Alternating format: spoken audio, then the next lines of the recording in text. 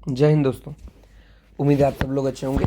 आज हम 11 सितंबर 2024 के विजन एस न्यूज़ को सिंप्लीफाई करेंगे।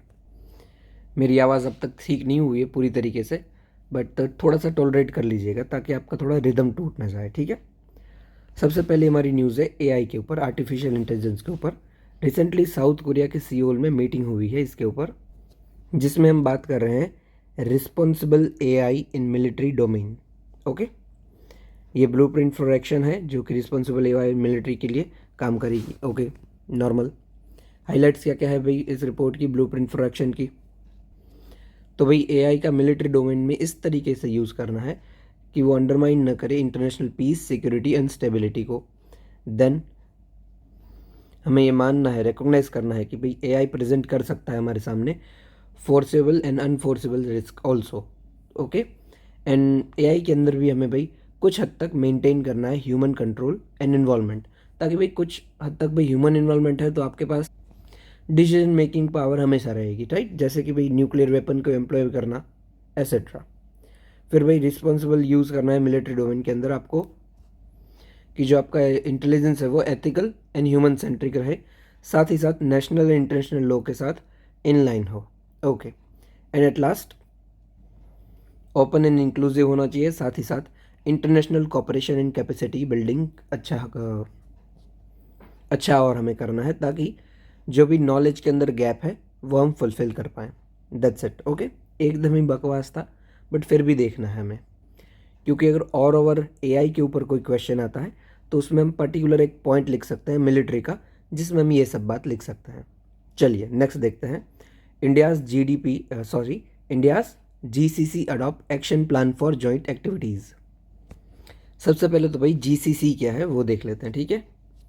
तो देखो, ये जो अफ्रीका का मैप आता है उसके ऊपर जो आते हैं, ये जो अरेबियन पेनिनसुला है, ये नीचे आपका हॉर्न ऑफ अफ्रीका और ये आ जाएगा अफ्रीका, और यहाँ से आपका एशिया वाला रीजन। तो ये वाला जो पार्ट है हॉर्न ऑफ अफ्रीका, इसके अंदर जो सॉरी हॉर्न ऑफ अफ्रीका है, अरेबियन पेनिनसुला, ऑलमोस्ट इसके अंदर की सारी जो कंट्रीज़ है उसका एक ग्रुप है। आप यमन को एक्सक्लूड कर दीजिएगा, उन ग्रुप को हम बोलते हैं जीसीसी। ये कल्चरली और पॉलिटिकली एक दूसरे के साथ इन लाइन रहते हैं, इनके ऑब्जेक्टिव साथ ही साथ जो इनकी आइडेंटिटीज सारी एक जैसी है, ठीक है। कौन कौन सी कंट्रीज़ है इसके अंदर, तो Saudi Arabia, Oman, UAE, Qatar, Bahrain and Kuwait, ठीक है। ओमान, और लोकेशन आपको मैंने ये ऊपर का तो बताई है ये भाई पहले भी। ये जो पेनिनसुला है वो किन के बीच में पड़ता है, तो देखो शुरू होता है, ऊपर से शुरू करते हैं तो यहाँ पे आता है पर्शियन गल्फ। फिर यहाँ पे जो स्ट्रेट है, ये दो जो वाटर बॉडी को जोड़ता है उसको स्ट्रेट बोलते हैं। ये जो स्ट्रेट है उसका नाम है, एक सेकेंड, ये है स्ट्रेट ऑफ हॉर्मोस। और जो लास्ट आपका आता है वो है गल्फ ऑफ ओमान, ठीक है, ओमान याद रख लीजिए। तो क्या हमारा कोड बन गया, कोड हो गया PHO, Persian gulf, gulf of Oman और उसके बीच में स्ट्रेट ऑफ हॉर्मस। और अरबियन पेनिनसुला के नीचे हमारा आता है RBA। देखो, R से रेड सी, B से ये जो स्ट्रेट है रेड सी और गल्फ ऑफ एडन को जो जोड़ रहा है वो स्ट्रेट है बाब एल मंदब, बाब एल मंदब, ये हो गया B। और आखिरी में आता है गल्फ ऑफ एडन, ऐसे A। तो ये हमारा हो गया RBA। तो ऊपर हमारा आएगा PHO और नीचे RBA और बीच में अरेबियन पेनिनसुला पूरा का पूरा, ठीक है। ये हमारी लोकेशन भी हो गई और ये है हमारा GCC क्या ग्रुपिंग। ओके, अभी GCC के ग्रुप के साथ हमारी पूरी मीटिंग हुई है। हमारे ऑलरेडी पहले क्या रिलेशन है वो देख लीजिए। तो सबसे पहले जो GCC कंट्री है जैसे कि सऊदी अरेबिया, यूएई, ओमान, उसके साथ हमारा स्ट्रेटेजिक पार्टनरशिप ऑलरेडी साइन है। फिर ट्रेड एंड इन्वेस्टमेंट में देखें तो भाई यूएई के साथ हमारे 7th largest source of FDI आते हैं। इवन यहाँ पे नहीं लिखा हुआ है पर जो यूएई है वो हमारा 3rd लार्जेस्ट ट्रेड पार्टनर है यूएई, और सऊदी अरेबिया जो है वो हमारा 4th लार्जेस्ट ट्रेड पार्टनर है। तो देखो ट्रेड पार्टनर भाई टॉप 5 में से 2 तो इधर ही है हमारे। फिर डायस्पोरा की बात करें तो अराउंड 90 लाख जितने इंडियंस GCC कंट्रीज़ में रहते हैं, यानी कि 9 मिलियन के आसपास ही देख लीजिए।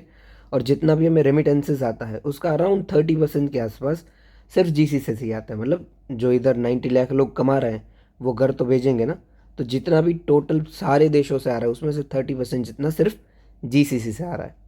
फिर एनर्जी सिक्योरिटी में इंडिया का 35% जितना ऑयल एंड 70% जितना गैस भी जीसीसी से ही आता है। ठीक है, तो जीसीसी इतना इंपॉर्टेंट है हमारा। ओके, अभी जो हमने मीटिंग की उसमें हमने क्या भी डिसीजन लिए वो भी देख लेते हैं। तो सबसे पहले तो जॉइंट एक्शन प्लान हम लाएंगे अलग अलग सेक्टर के अंदर, जैसे कि health, security, agriculture, food security, transportation etcetera. फिर 3P पे फ्रेमवर्क पे हम काम करेंगे, जैसे कि पीपल, प्रॉस्पेरिटी एंड प्रोग्रेस। और हमने जो गाज़ा में भाई क्राइसिस चल रहा है उसके ऊपर भी बातचीत की है कि यहाँ पे भाई हम कोशिश करेंगे कि लॉ एंड ऑर्डर मेंटेन रहे और ह्यूमैनिटेरियन क्राइसिस ना हो। ठीक है, तो ये तीनों कवर हो गए, नॉर्मल है से सब बात। मेनली हमें जो ये स्टैटिक पोर्शन है AIR का वो याद रखना है। ये जो मैं बता रहा हूँ ना, it is part of your international relation topic. ठीक है, उसको पढ़ने में भी आपको ये आएगा ही आएगा। चलिए आगे बढ़ते हैं। फिर है हेल्थ डायनेमिक्स ऑफ इंडिया। ये भी डेटा किसने रिलीज़ किया है? तो हेल्थ मिनिस्ट्री ने रिलीज़ किया है, तो ऑथेंटिक डेटा है। सबसे पहले जनरल बात देख लेते हैं। ठीक है, यहाँ पे जो बॉक्स में आ जाइए कि इंडिया का जो पब्लिक हेल्थ केयर सिस्टम है वो क्या है। तो भाई health it is part of state subject. Even आपको पता भी होगा कि कोरोना पे टाइम पे न्यूज़ में यही आता था कि हर एक स्टेट बोल रहा है कि भाई सेंटर पैसे नहीं दे रहा है, और पैसे दो और पैसे दो। तो इससे पता चल जाता है कि हाँ भाई ये स्टेट सब्जेक्ट है। ठीक है, फिर जो भाई पब्लिक हेल्थ केयर सिस्टम है वो 3 टीयर्ड है, primary, secondary and tertiary. And doctor को पॉपुलेशन हम रेशियो देखें तो ये 1:, अराउंड 850 के आसपास है। ठीक है, इसमें हम allopathy as well as AYUSH doctor दोनों को देख लेते हैं। फाइन, ये आपको याद रखना है। ठीक है, ये आपको कहीं ना कहीं काम आएगा ही आएगा। ये जनरल हमने देख लिया। ठीक है, फिर प्राइमरी सेकेंडरी का भी थोड़ा देख लें। तो वही प्राइमरी कहाँ पे होता है, यहाँ पे भी 2 सेक्शन है, एक सब हेल्थ जिधर 3000 से 5000 पॉपुलेशन हो, और दूसरा जहाँ पे 20,000 से 30,000 पॉपुलेशन हो, जिसको हम प्राइमरी हेल्थ केयर सेंटर बोलते हैं।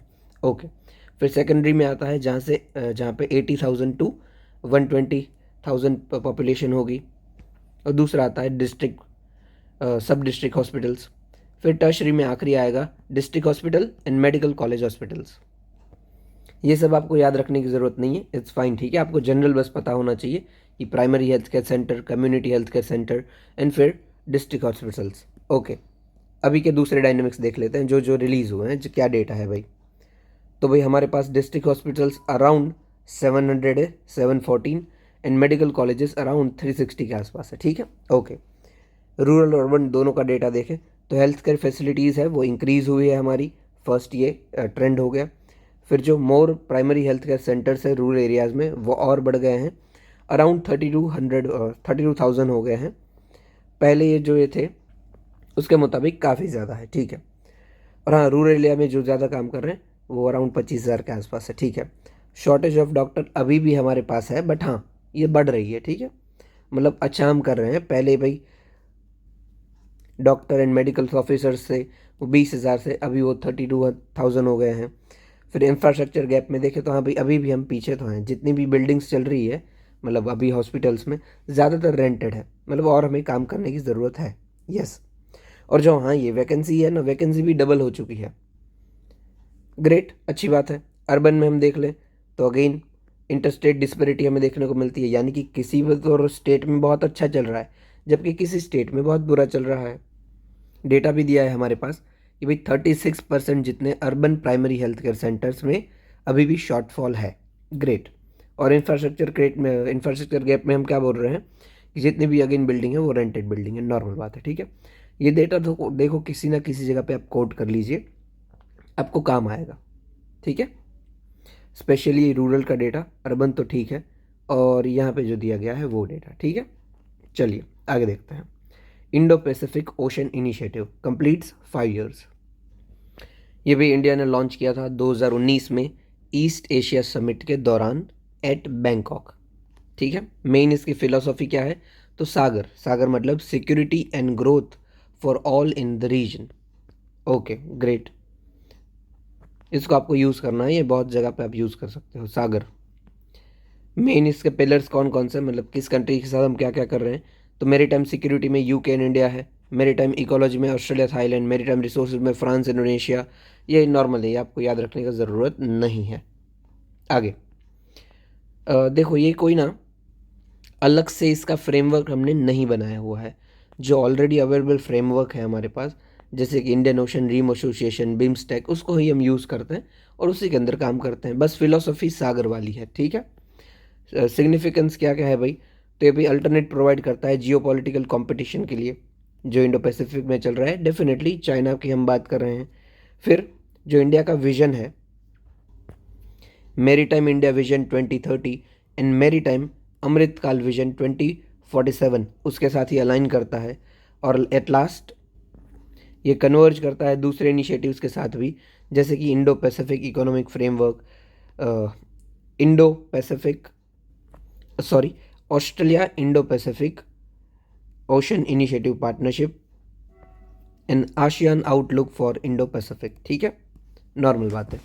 वे हेड क्या है भाई, और इफेक्टिवनेस अच्छी हम कैसे कर सकते हैं, तो भाई ब्रीफ लाइन और एजेंडा आप पहले ही बता दो कि अगले 5 साल में आप क्या करने वाले हो।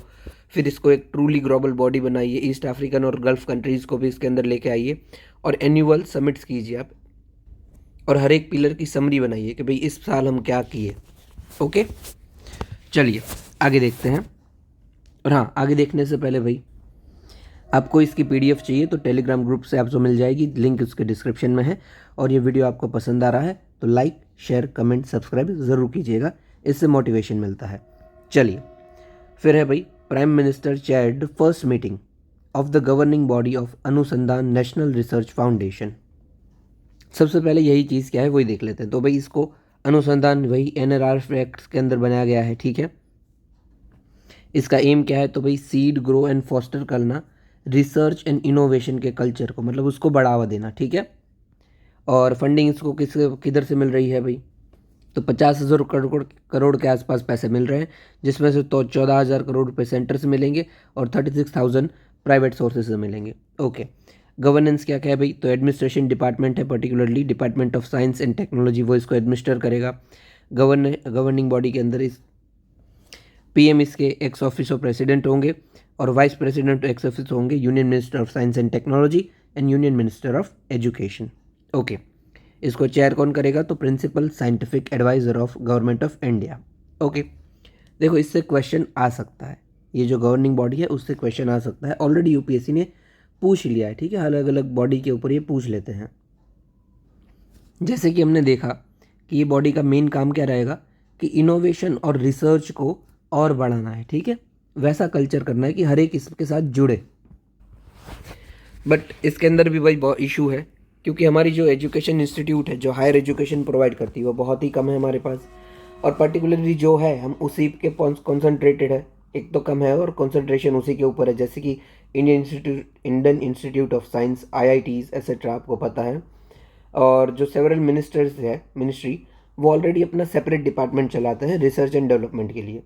तो ये भी डुप्लीकेशन हो जाता है कि भाई वो भी काम यही कर रहा है, ये भी काम यही कर रहा है, तो ये नॉर्मल इशू है और ये गवर्नमेंट को भी पता है, इसीलिए ये कुछ इनिशिएटिव भी लेके आए हैं इसी के अंदर।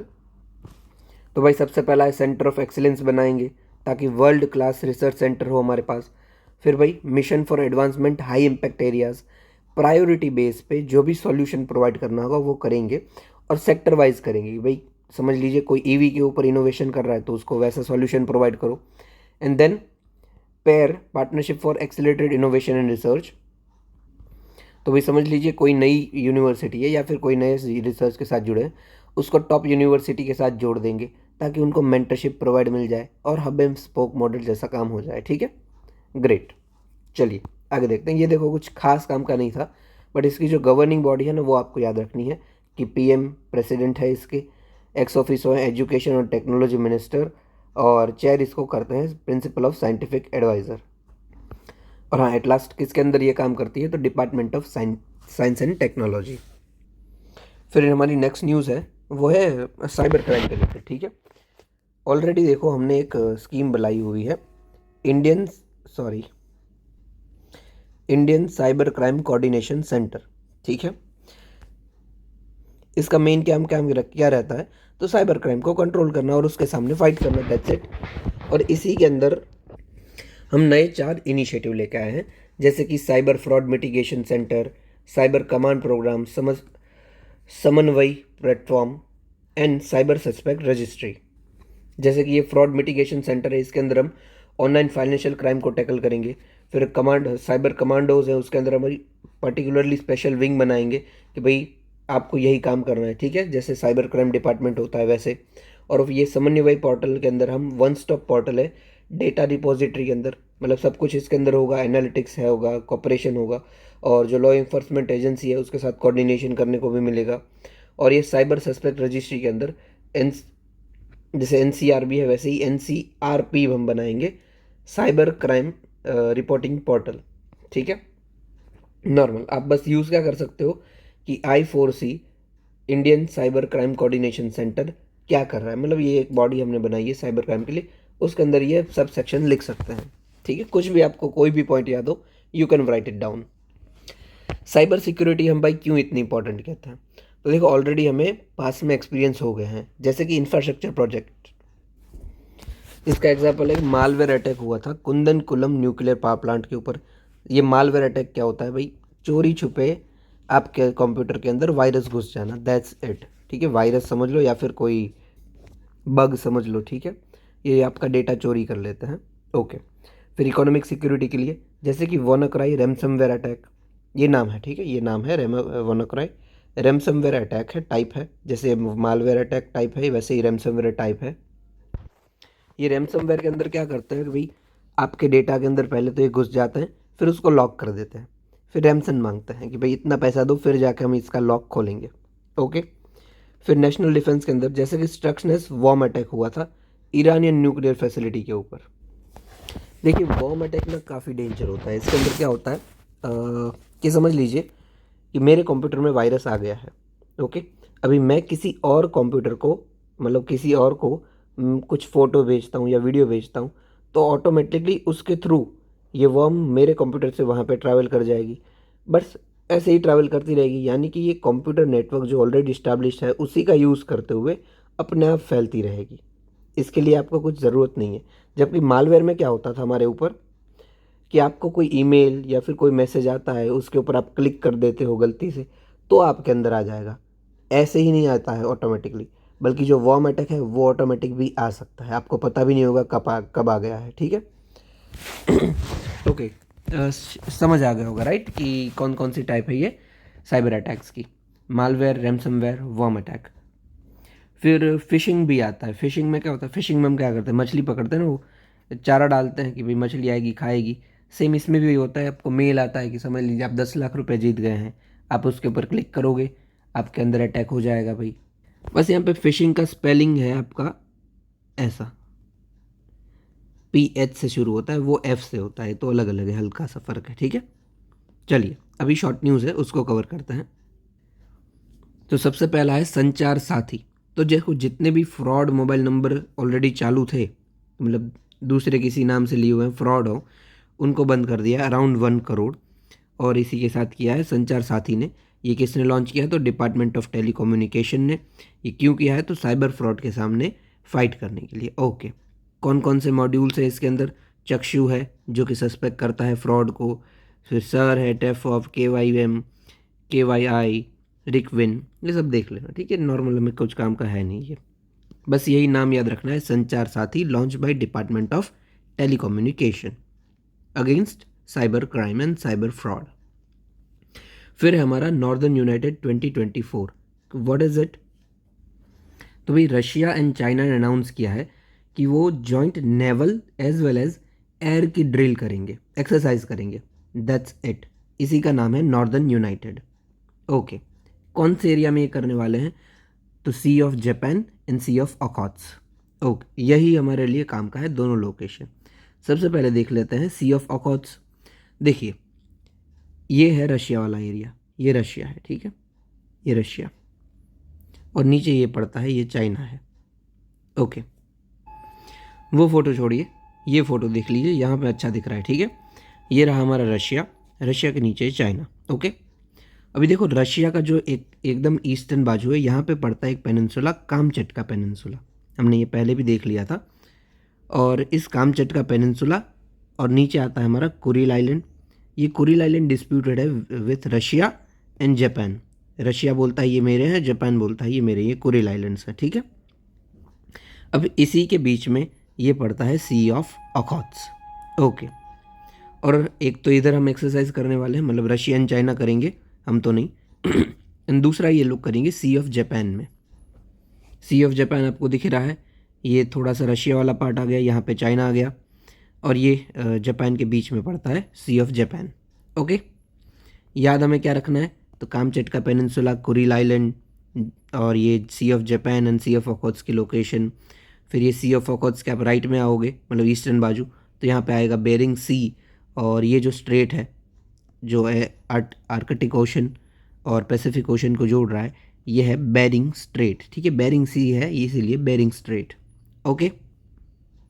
यहीं पे यहाँ पे लिखा हुआ है, और हाँ यहाँ पे एक और चीज़ लिखी हुई है, ये जो सी ऑफ जापान और ओखोत्स वाला एरिया है, यहाँ पे बीच में आइलैंड पड़ता है, सेखलिन आइलैंड, नाम देख लेना, प्रोनाउंसिएशन छोड़िए, ठीक है। ये आइलैंड पड़ता है, बस यही लिखा है, देख लीजिए। Sea of Japan, marginal sea, Sakhalin island to east and west, okay. Sea of Okhotsk, Kamchatka peninsula, Kuril island, island of Hokkaido and Sakhalin island. Island of Hokkaido ये वाला है, ओके। ये जापान का ही है, नॉर्मल। ये हमने बस location याद रखनी थी, यहाँ पे थोड़ी सी हार्ड बताई हुई थी, इसलिए मैंने दूसरी फ़ोटो डाल दी। चलिए नेक्स्ट देखते हैं। तो भाई फिर हमारी न्यूज़ थी प्राग यू रिवर। देखो इसको प्राग रिवर के साथ कनेक्ट मत कर लीजिएगा, ठीक है। प्राग रिवर जो आती है वो यूरोप में आती है, ये है प्राग यू रिवर, ठीक है। स्पेलिंग अलग अलग है, उसका स्पेलिंग होता है अलग। ये है प्राग, ये जो प्राग है ये आती है यूरोप के अंदर, यहाँ पर है प्राग यू रिवर, ये आती है साउथ अमेरिका के अंदर, ठीक है। दोनों अलग अलग है, ओके। ये रिवर कहाँ से निकलती है भाई, तो ये नॉर्थ टू साउथ जाती है, ऐसे ये बहती है, ठीक है। देख लीजिए इसका कोर्स, तो ब्राज़ील से होती हुई बोलीविया पे टच मारी, फिर प्राग, और फिर अर्जेंटीना से होते हुए ये निकल गई, ठीक है। ऐसे इसका कोर्स रहता है, ओके, नॉर्मल। बस इतना ही आपको याद रखना था, और कुछ खास नहीं था। यहाँ पे एक नोटेबल फीचर क्या है भाई, उसके अपर बेसिन में वास्ट सीजनल स्वैम्प देखने को मिलते हैं, जिसको हम पेनटेनल बोलते हैं, पेनटेनल, दैट्स इट। स्वैम्प्स क्या होते हैं वो आपको पता होगा, राइट? नहीं पता तो गूगल कीजिए, छोड़िए। चलो स्वैम्प्स क्या होता है मैं ही बता देता हूँ कि भाई कोई भी जगह पे भाई पानी इकट्ठा खड़ा हुआ है, मतलब इकट्ठा पानी है, यहाँ पे हल्की फुल्की वेजिटेशन भी है, यहाँ की जो मिट्टी है वो भी काफ़ी पोरस और गीली हुई है, तो उसको हम स्वैम्प बोलेंगे, ठीक है। थोड़ा सा दलदल जैसा, पर जहाँ पे वेजिटेशन भी हो, पानी भी हो, वैसा, तो वो स्वैम्प है। और इस एरिया में जो है उनको हम क्या बोलते हैं, तो पेंथेनल, दैट्स इट। साथ ही साथ भाई ये भी देख लीजिए, क्योंकि ये फ़ोटो हम हमेशा देखते हैं जब जब साउथ अमेरिका देखते हैं, इसीलिए ये है। देख लो एक सेकंड, हाँ भाई कौन कौन सी लोकेशन आती है, तो भाई साउथ अमेरिका के एकदम लेफ्ट में हमें एंडीज़ माउंटेन रेंज मिल जाती है, ये वाली जो है यहाँ पे। फिर नेक्स्ट हम देखते हैं तो भाई एटाकामा डेजर्ट हमें यहाँ पे मिलता है। फिर पेंटागोनिया डेजर्ट राइट हैंड बाजू मिलता है। ऊपर एकदम ही ऊपर यहाँ पे गुयाना हाईलैंड्स मिलेंगे, और बीच वाले एरिया में ब्राज़ीलियन हाईलैंड मिलेंगे। ग्रेट, हो गया हमारे ये हाईलैंड्स वाला। फिर ऊपर जाते हैं, जो ग्रासलैंड्स है, जैसे हमने ये पेंथेनल देखा ना कि स्वैम्प्स को बोलते हैं, वैसे ग्रासलैंड्स भी यहाँ पे मिलते हैं, उसको हम क्या क्या बोलते हैं, तो सबसे ऊपर जो मिलते हैं उसको लैनोस एंड सेल्वास, दोनों अलग अलग है। फिर ब्राज़ील के एरिया में आओगे तो कतिंगास, और अर्जेंटीना के एरिया में आओगे नीचे एकदम डाउन तो पम्पास। ये सारे के सारे हमारे ग्रासलैंड्स हैं, ठीक है। फिर इम्पोर्टेंट क्या है, तो इसमें हाईएस्ट लेक है लेक तितिकाका, यहाँ पे पड़ती है, ठीक है। और जो फिर है माउंट किम्बेराजो और फाकलैंड आइलैंड यहाँ पे पड़ते हैं, यहाँ से फाकलैंड करंट भी निकलता है। चलिए मुझे बता दीजिए, जो फाकलैंड करंट है वो कोल्ड करंट है या फिर वार्म करंट है? सबसे पहले तो करंट क्या होता है ये भी पता होना चाहिए, पर बता दीजिएगा, ठीक है। फिर यहाँ पे स्कोशिया सी है, और दैट्स इट, इतना काफ़ी है मेरे लिए, इट्स फाइन। और ये अमेज़न बेसिन है, इसको भी हम कभी देख लेंगे। और ये पर्टिकुलर वेनेजुएला है, यहाँ पे लेक मराकाइबो भी पड़ती है, ओके, दैट्स इट। चलिए अभी वापस हम न्यूज़ में जाते हैं हमारे।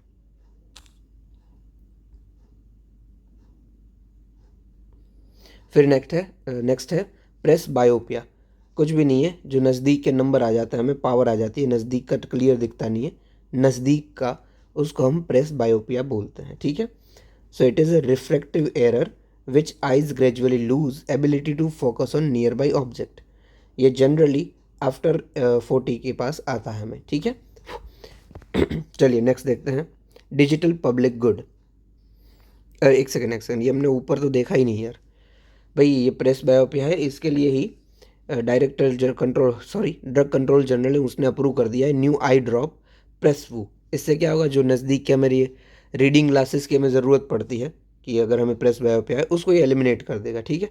सिर्फ आई ड्रॉप डालो और चल जाएगा। अगर आपको पता है तो ये किसने बनाया ना, वो मुझे बता दो, मतलब ये कौन सी कंपनी ने बनाया, ठीक है। फिर है डिजिटल पब्लिक गुड। तो भाई पब्लिक गुड क्या होता है, जो सबके लिए हो, वैसे ही डिजिटल पब्लिक क्या है, जो ऑनलाइन सबके लिए है, ठीक है। तो ओपन सोर्स टेक्नोलॉजीज़ है, जैसे कि open data, AI model, open standards, open content, जो कि कंट्री यूज़ करती है ऑपरेशनलाइज करने के लिए अपने डिजिटल पब्लिक इंफ्रास्ट्रक्चर को। यही है डिजिटल गुड्स, जैसे कि आधार, यूपीआई, डिजी लॉकर, ये सब इस्तेमाल कर सकते हैं, राइट।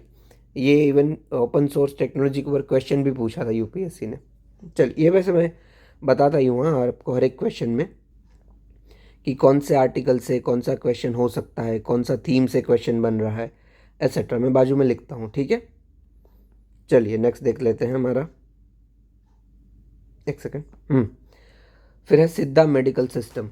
देखो आपने नाम सुना ही होगा, यूनानी, सिद्धा, आयुष, वैसे ही इसमें सिद्धा की बात कर रहे हैं। सिद्धा सबसे पहले तो क्या है भाई, तो ये मेडिकल सिस्टम है, जैसे हम नए में हमारा डॉक्टर वाला यूज़ करते हैं, सेम ये पहले ही काम किया जाता था।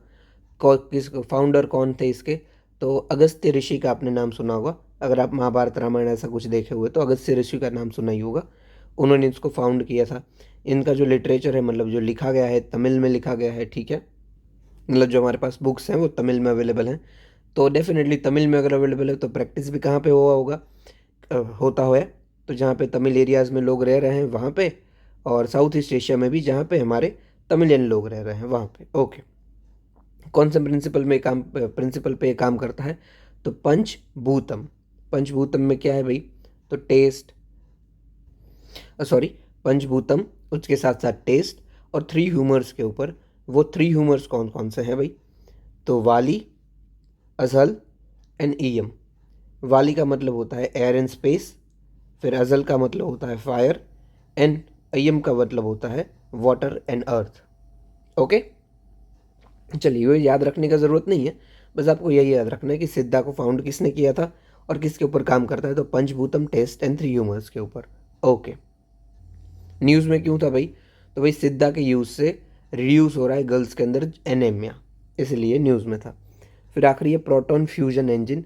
कुछ नहीं है, हाइड्रोजन को आप फ्यूजन करो और उससे जो भी एनर्जी निकल रही है वो क्लीन एनर्जी हो, और इसी के चलते जो एनर्जी इंजन चल रहा है वो प्रोटॉन फ्यूजन इंजन है, ठीक है। दैट्स इट, और कुछ काम का नहीं है। याद क्या रखना है भाई, तो फ्यूजन से चल रहा है, दैट्स इट, और हटाओ सब कुछ। इसको किसने भाई कॉन्सेप्चुलाइज किया, तो अल्बर्ट आइंस्टाइन ने 1929 में किया था, ओके ओके। फिर है सक्थन थम्पुरन। प्रोनाउंसिएशन के लिए माफ़ कर देना भाई, इतना प्रोनाउंसिएशन नहीं ठीक है मेरा, फिर भी न्यूज़ में क्यों है भाई, तो इनकी जो स्टैच्यू है वो गिर गई थी केरला के अंदर, इसलिए न्यूज़ में है। भाई कौन थे ये, तो इनका असली नाम था राजा राम वर्मा कुंजी पिल्लई, या फिर राम वर्मा 9, ओके। इनको ही हम सक्थन थम्पुरन बोलते थे। ये रूल किए थे कोचिन किंगडम को 1790 से लेकर 1805 तक। इन्होंने जो ट्रांसफ़र किया था अपना seat from Tripunithura to modern day Thrissur, okay. Again pronunciation के लिए माफ़ करना। जो त्रिशूर में देखो इन्होंने अपना सीट ट्रांसफ़र किया था, इसीलिए जो त्रिशूर पुराण है वो भी इन्होंने ही स्टार्ट की थी, ठीक है। सॉरी पुराण, त्रिशूर पुराम, नाम यार प्रोनाउंसिएशन में काफ़ी गलत हो रही है। He started Thrissur Pooram tribute to lord Shiva, okay. यहाँ पे one of the largest temple मिलता है हमें शिवा का, और इन्होंने ही एंड किया था योग्या त्रिपेद्स, यानी एंड इंटरेस्ट किया था टेम्पल मैनेजमेंट टू गवर्नमेंट। ये भी जो वर्ड है योग्या त्रिपद्स, इसका मतलब क्या है, तो भाई कोई भी ऐसा शख्स जो इनलाइटनमेंट प्राप्त कर लेता, मतलब जो ऐसा बोलता था कि भाई मुझे सब कुछ प्राप्त हो चुका है, सब नॉलेज है हमारे पास, इसको हम योग्या त्रिपद्स बोलते थे। इवन मलयालम के अंदर कोई ऐसा शख्स है जो कि कथक के अंदर, सॉरी कथक नहीं, कथकली के अंदर मतलब अल्टीमेट रियलिटी प्राप्त कर ली, मतलब सब उस जिसको आ गया है उसको भी हम योग्या त्रिपज बोलते थे। तो इन्होंने ही बंद किया था ये योग्या त्रिपज का कॉन्सेप्ट, क्योंकि ऐसे ही लोग सब कुछ चलाते थे, मतलब फिर फेक बन के भी चलाते थे कि भाई मुझे सब प्राप्त हो गया है। तो इन्होंने ये सिस्टम को बंद कर दिया था और जो टेम्पल का मैनेजमेंट है वो गवर्नमेंट को सौंप दिया था। ठीक है, दैट्स इट, इतना ही है। इसको आप क्या भाई बोल सकते हो, सेल्फ रियलाइजेशन बोल दीजिए।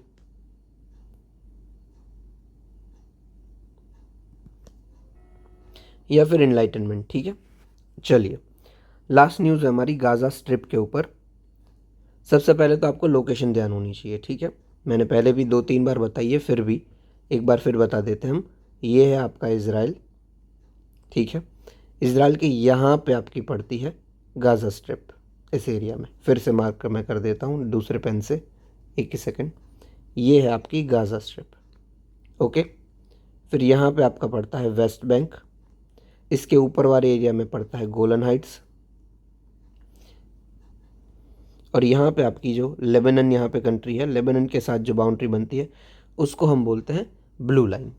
ठीक है, ब्लू लाइन इसीलिए कि वो बड़े बड़े ब्लू कलर के बैरल होते हैं ना, उसके साथ उसकी हेल्प से ये बनाई हुई है, इसीलिए ब्लू लाइन। ओके, और जो यहाँ पे ये बॉर्डर आती है हमारी, मतलब यहाँ पे जो एरिया पड़ता है ये है गल्फ़ ऑफ अकाबा। ठीक है, यहाँ से गल्फ़ ऑफ अकाबा, यहाँ से सुएज़ कैनाल, और ये दोनों जाके मिल बनाते हैं रेड सी। ओके, यहाँ पे आपका मेडिटेरियन सी है, ये आपको लोकेशन देख ही रहे हो। ठीक है ना, यहाँ पे मेडिटेरियन सी, और यहाँ पे जो पानी बन रहा है यहाँ से एक वाटर बॉडी आएगी, यहाँ से दूसरी आएगी, ये दोनों मिलके ये बनाएंगे रेड सी। रेड सी हमने ऊपर देख लिया है। ठीक है, चलिए आगे बढ़ते हैं। लेफ्ट हैंड में इसके मेडिटेरियन सी है। तो ये जनरल इजराइल की लोकेशन है। और हाँ, यहाँ पे जो ये है, ये वाटर बॉडी आपको दिख रही है यहाँ पे, ये है डेड सी। एंड इसके ऊपर जो यहाँ पे छोटी वाटर बॉडी है यह है सी ऑफ गलीली। सी ऑफ गलीली, ये आपका हो गया प्रॉपर मैप। ठीक है, मैंने बना दिया ताकि गलती ना हो, ये प्रॉपर मैप है। ओके, यहाँ पे Blue Line, Golan Heights, Sea of Galilee, Dead Sea, Gaza, Suez. Suez देखो इजिप्ट के, सॉरी इजराइल के साथ बॉर्डर नहीं लगा था, इजिप्ट के साथ लगाता है, वो ध्यान देना। यहाँ के बीच में जो है ये इजिप्ट है पूरा का पूरा। फिर गल्फ़ ऑफ अकाबा के साथ करता है और रेड सी के साथ करता है, इसीलिए रेड सी के साथ इजराइल बॉर्डर बनाता है। ठीक है, थ्रू गल्फ़ ऑफ अकाबा, ये गल्फ़ ऑफ अकाबा है। ऐसे एक बॉडी गल्फ़ ऑफ अकाबा, एक सुएज कैनाल, दोनों मिलेंगे और यहाँ पे होगा रेड सी। ओके, चलिए आगे बढ़ते हैं। मैंने पूरा तो पूरा बता ही दिया आपको। हाँ, सिनाई पेनिनसुला क्या है भाई, तो ये जो मैंने बताया ना कि यहाँ पे नीचे इजिप्ट है और फिर उसके नीचे यहाँ पे पड़ता है अपना सुएज कैनाल, तो इन दोनों के बीच में जो पेनिनसुला है वो है Egypt peninsula, sorry Sinai peninsula Egypt का। हल्की सी मैं हिस्ट्री बता दूं तो भाई इजराइल का 6 डे वॉर हुआ था उस और आजू बाजू की सारी कंट्री के साथ। ये आजू बाजू की कंट्री आपको दिख रही है। ठीक है, लेबनान, सीरिया, जॉर्डन, इजिप्ट, और इजराइल ने सारों को हरा दिया था, मतलब जॉर्डन को, इजिप्ट को और सीरिया को, और तीनों की जगह ले ली थी। ठीक है और बस इसी के चलते गाज़ा भी उनके पास आ गया था, सिनाई पेनिनसुला भी आ गया था, हालांकि वो वापस दे दिया। और फिर इसके बाद ओस्लो अकॉर्ड साइन होता है, और इस ओस्लो अकॉर्ड के अंदर हम जो गाज़ा है उसका कंट्रोल इजराइल फ़लस्तीन को देने को बोल देता था कि हाँ भाई उनको हम कंट्रोल करने दे देंगे कि रखो।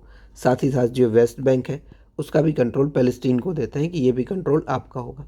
ओके, हालांकि जो भी इंटरनल इश्यूज़ है उसको हम फिर कभी डिस्कस करेंगे, अभी हम जियोग्राफी पढ़ रहे हैं इसकी, इसलिए। दूसरे जियोग्राफिकल फीचर में क्या है, तो ये जो इजराइल है वो लेवेंट रीजन का पार्ट है। लेवेंट रीजन PYQ है हमारा, ईस्टर्न मेडिटेरियन शोर्स के यहाँ पे आता है। ओके ओके, यही थे हमारी न्यूज़, ये आपके आज के MCQ रहेंगे। अगेन मेंस के लिए आज कोई इंपॉर्टेंट आर्टिकल नहीं था इसलिए मैंने नहीं दिया है, इसका आप आंसर कमेंट सेक्शन में दे सकते हैं और साथ ही साथ टेलीग्राम पे भी दे सकते हैं, उसकी लिंक आपको डिस्क्रिप्शन में मिल जाएगी।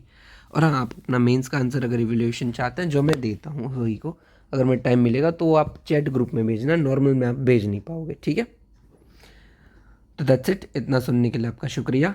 जय हिंद।